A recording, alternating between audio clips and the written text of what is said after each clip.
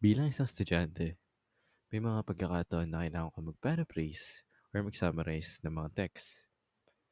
Pero dahil merong limit and kailangan ko magbayad para mas maraming words yung pwede kong ipasummarize or paraphrase sa mga AI tool gaya na itong ginagamit ko, bakit hindi na lang ako gumawa ng sarili kong program para sa personal kong paggamit, di ba?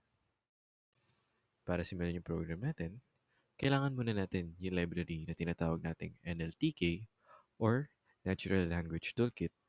Isa itong Python library na tumutulong sa program natin para i-summarize and i-paraphrase yung mga sentences and paragraphs na i-input natin mamaya. Pero bakit nga ba importante itong Python library na to? Kapag walang NLTK, ang ginagawa ng program ko ay parang ginujumble niya lang and walang sense yung ina-output niya.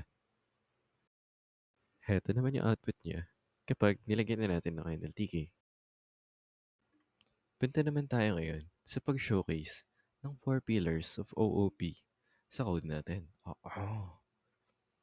Meron ditong abstraction sa text processor class natin kasi nagsisilbi siyang blueprint ng lahat ng processor functions natin.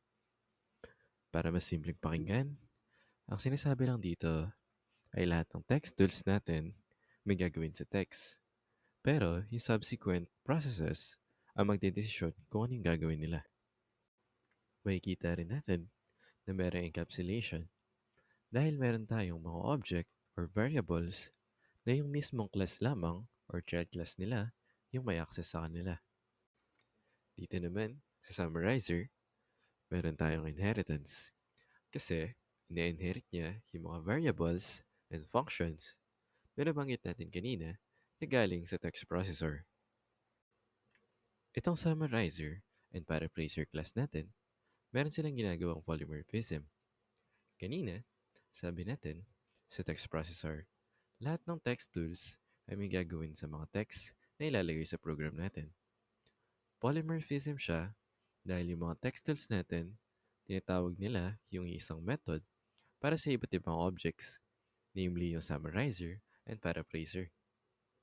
Ginagawa nila yung kanya-kanya nilang pagproseso sa mga input text natin.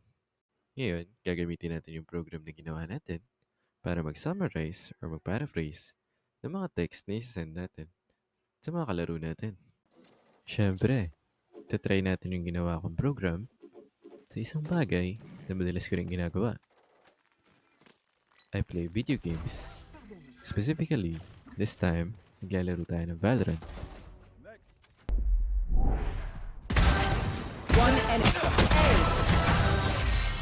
À votre santé! That one's dead. That one is ready. One enemy remaining. That's ready. Spike.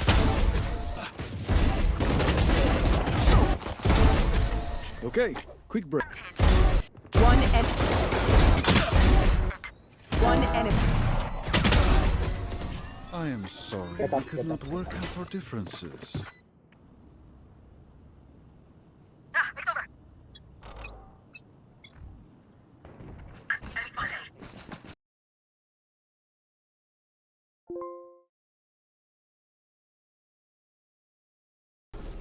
Attackers win.